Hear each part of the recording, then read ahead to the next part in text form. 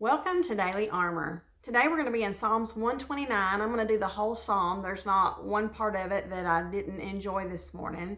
I will say that it is a beautiful, cold, chilly morning here in Florida, and I'm just so excited to wake up to the 40s, to have slept with an extra blanket last night. It was absolutely amazing.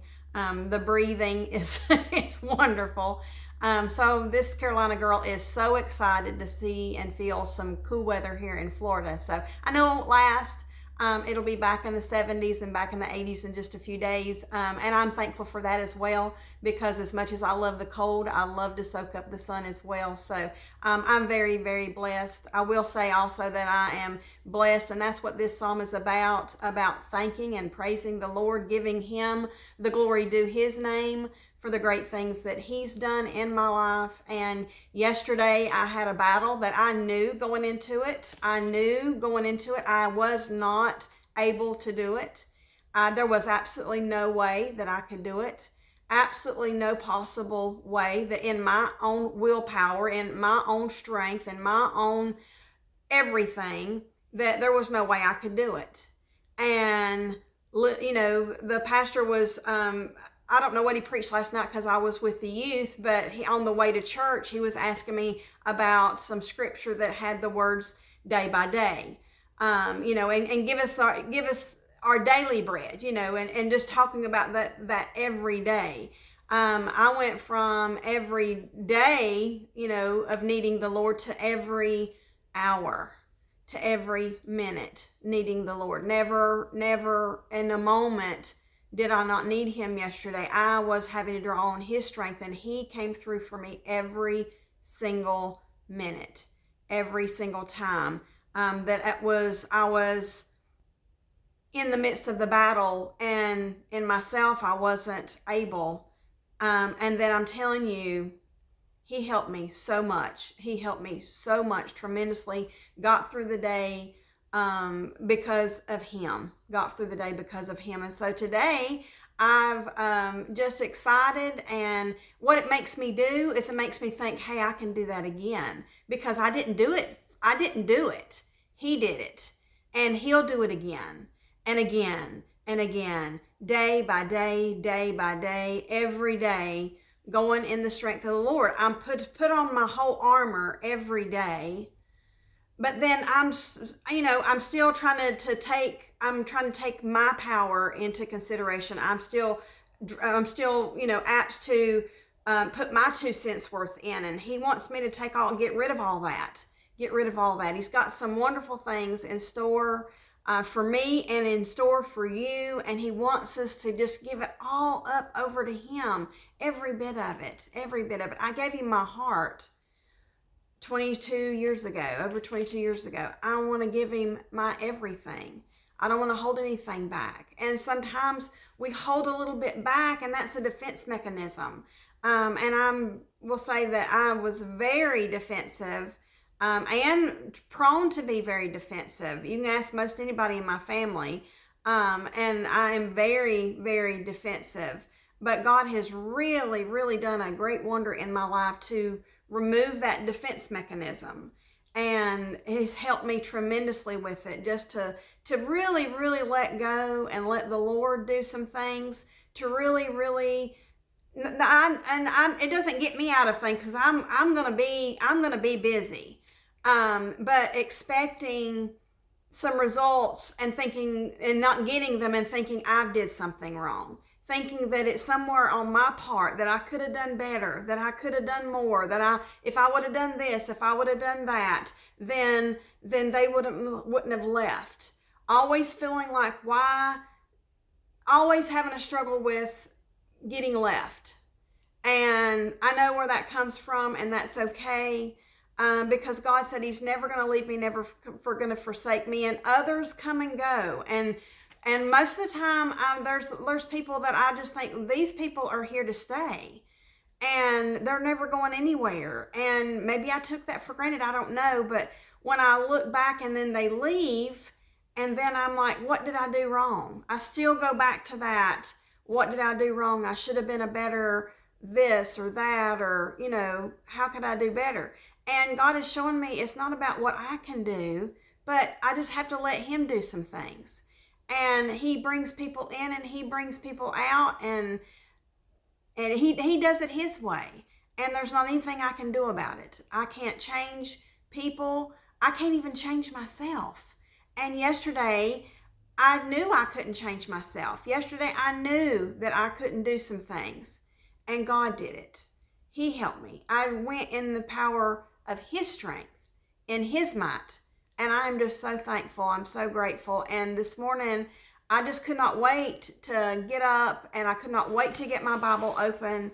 And when I don't know, I'm kind of like excited and all over the place, I go to the book of Psalms. It's one of the most precious books. It's just a great source of when I don't really know how to put it into words. It seems there's always a psalm that says it. So Psalms 29 says, "Give unto the Lord, O ye mighty, give unto the Lord glory and strength. Give unto the Lord the glory due unto his name. Worship the Lord in the beauty of holiness. The voice of the Lord is upon the waters. The God of glory thundereth. The Lord is upon many waters. The voice of the Lord is powerful. The voice of the Lord is full of majesty. The voice of the Lord breaketh the cedars. Yea, the Lord breaketh the cedars of Lebanon." With just a voice, he can take out some things. He can do some things with just his voice. He made the heavens and the earth. He just spoke it. He just said it, and it came to pass. He can do anything and everything, and he can even do some things in me that I wasn't able to do for myself. Just so excited. He maketh them also to skip like a calf, Lebanon and Syrian like a young unicorn. The voice of the Lord divideth the flames of fire. The voice of the Lord shaketh the wilderness. The Lord shaketh the wilderness of Kadesh. He knows how to shake up some things. I'm telling you, he knows how to shake up some things. When you're praying and you're praying for certain individuals and you're like, it's never going to happen. It's never going to happen. They're never going to give over to the Lord. They're never going to give up this or that, or they're just too far gone and it's never going to happen. The Lord knows how to shake up some things. There is nobody out there. I don't care what they have done. I don't care how far they have went. I don't care how old they are. I have seen some very elderly people finally give in to the Lord, and it was wonderful and amazing to watch that and to see the change at their age and to see them give God glory, because they are just so shocked. And the only thing that they regret is that they didn't give in to him sooner. That's the only thing they regret. They wish that they could have had those years walking with the Lord instead of just this shorter amount of time. But no matter what happens, man, when God's in it, he knows how to shake up some things. He knows how to do some things. And we just have to trust in his time and his way. And I am learning that over and over and over again. And I'm just so excited. It never gets old. The old story, it never gets old. The Lord, it only gets sweeter. It only gets better. And I'm just super excited. And this psalm is helping me to project that. So here we've got verse, I don't even know where I got to now. Let's go with verse number 9. The voice of the Lord maketh the hinds to calve, and discovereth the forest, and in his temple doth everyone speak of his glory. The Lord sitteth upon the flood. The Lord sitteth upon the flood. When I read this, I was like, he's not affected by floods like we are. He's not affected by the things that we are. I was sharing with my Sunday school class about time. And and I've shared this before, I am by the clock on a schedule. I've got things that's got to be done on certain days, and I've got to look at the calendar constantly. I've got to look at the clock constantly, checking my watch. I can give up my phone, but I've got to have my watch on. Why? Because there's certain things that's got to be done at certain times, and God is not limited to time.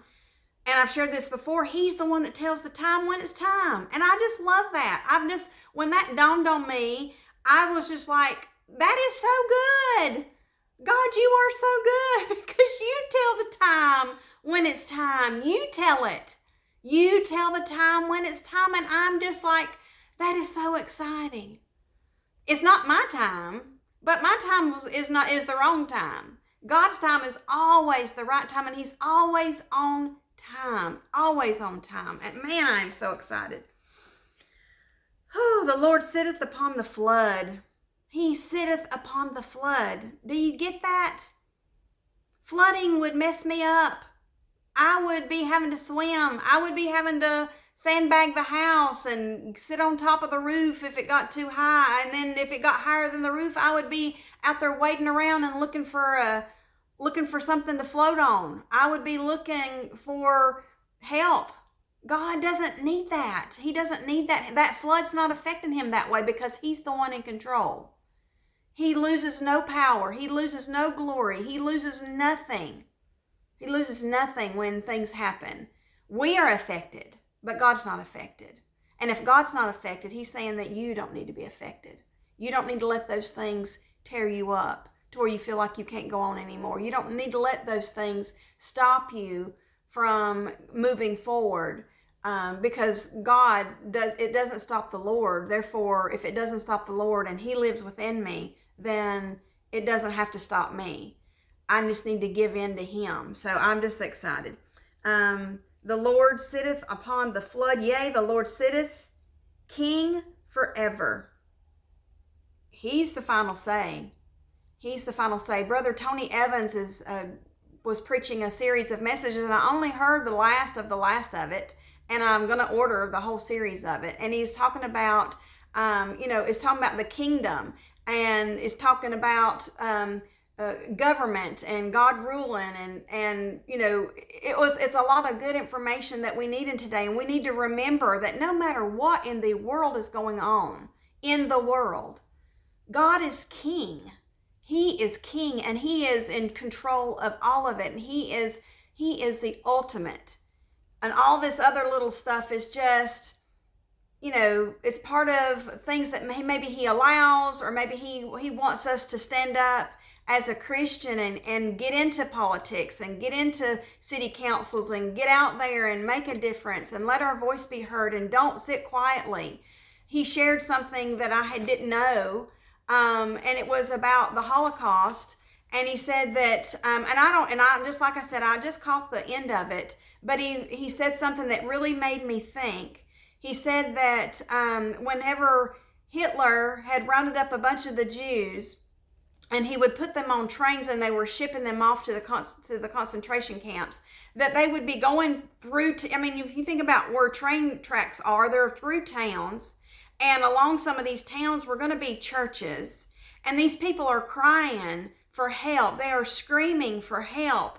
And, these trains would just keep going. And even when they were having church services, the people were singing in the church, and then outside there's these screams. And somebody asked them at this one particular church, I don't even know where it was, but they asked somebody and they said, "What did y'all do when you heard the screams?" And they said, "We sang louder." Really? We sang louder?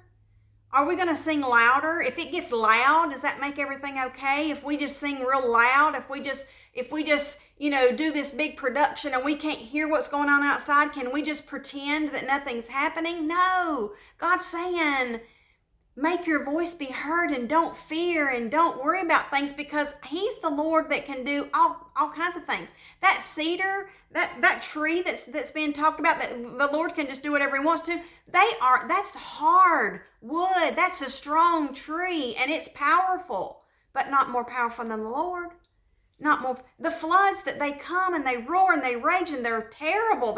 It's suffering and it's hard. God's saying He sits upon the top of the flood. That flood is not affecting Him in one way or the other. And what He's saying is that I have power and you have power when we are using His power. Not our resources, not what I can do, but what He can do. And I am so excited because He helped me tremendously in something yesterday, and I know I can do it again today. I know that next thing that I need to do, Lord, I can't do that, but I know I can if you want me to. I know I can if I rely on your power. I know, Lord, I can if I rely on your resources, because I don't have the ability. I don't have the resources. I can't do but so much, Lord, but you can do everything. And I'm just so excited. And these verses are just me saying, Lord, thank you so much for how you helped me yesterday. And Lord, thank you so much for everything that you do in my life and through my life. And I am just so excited. And I want to give you the glory due your name. Your name. The name of Jesus be proclaimed. The name of Jesus being lifted up. And there's some other things that I know I can't do those things. But Lord, I can't do them, but I'm excited because I couldn't do this yesterday. And you did it in me. You did it through me. And I know that when it comes time, Lord, that you're going to help me do the other things as well. Here, the very last verse, and this is what happened for me yesterday. This is, if I could have picked one verse, this would have been our key verse. Psalms 29, verse number 11. The Lord will give strength unto his people. The Lord will bless his people with peace. The Lord will give strength unto his people. When you can't, he can. If there's something and you cannot do it, you cannot, whatever. I mean, I'm not even going to put out suggestions, because whatever that you can't do, that you know you need to do, you know this is not good, you know this is not healthy, you know this is not part of God's plan, you know this is not, whatever it is, or that he wants you to do this or he wants you to do that, and you're like, Lord, I'm not good at this. I say that about a lot of things. Lord, I'm not good at this. I don't really know how to do it. I can't make things happen. I can do my part, and I can pray, and I can study, and I can just be available. But Lord, I can't do it. And he's like, I didn't need you to do it, because it's my strength. It's his strength. It's his power that's going to get things done. If there's anything good that comes of it, it's going to be because God did it. And he just wants to use us. He doesn't have to. He wants to. Isn't that amazing? Isn't that wonderful that he wants to?